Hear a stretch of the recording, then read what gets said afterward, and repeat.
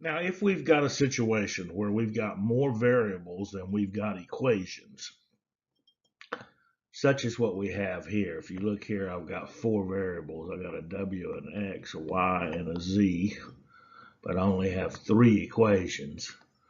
This is going to result in either one of two situations, where we're going to have infinitely many solutions, or we're going to have no solution.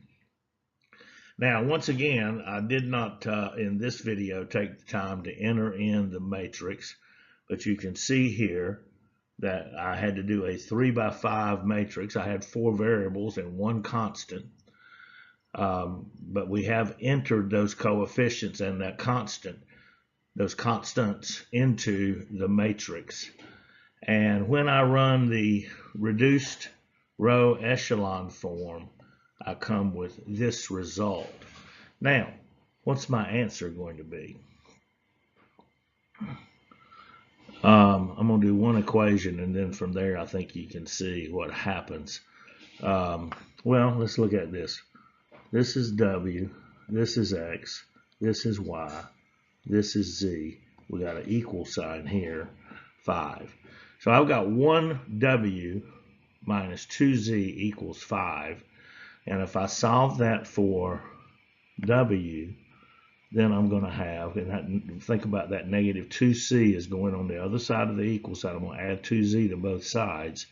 Then I've got 2z minus 5. All right, what about my x variable? Well, I got 1x, and then I got plus 8z equals 3. And then if I subtract 8z from both sides, then my x variable is going to be negative 8z plus 3. Notice how those signs change on that z variable because I'm taking it on the other side of the equal sign. Then in my y variable, well,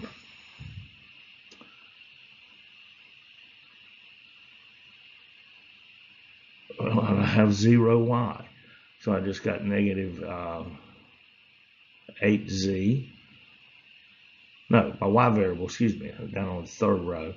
I got y minus 9z equals negative 10. We're going to add 9z to both sides. And so for y, it's 9z minus 10. And then finally, we've got our z variable. And that would give us infinitely many solutions.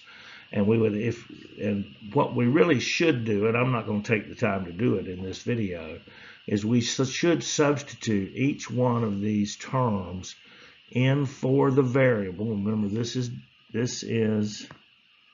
W, this is X, this is Y, and finally we got Z.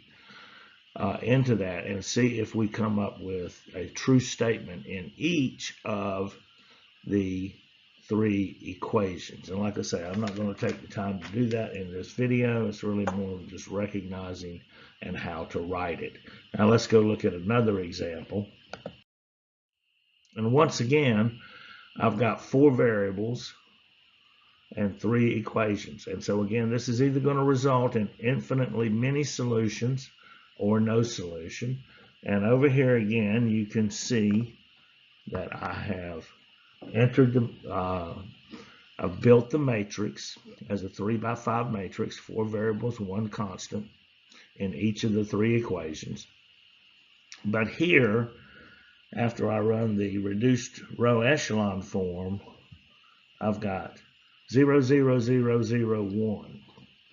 And what that's saying is that 0w plus 0x plus 0y plus 0z would equal 1. And we know that that cannot possibly be true. Because if we're multiplying 0 by any value for those four variables, well, the answer is going to be 0. And so if it's anything other than that, then this is no solution. All right, well, that was kind of fun. Working with matrices, using the matrix to solve systems of equations.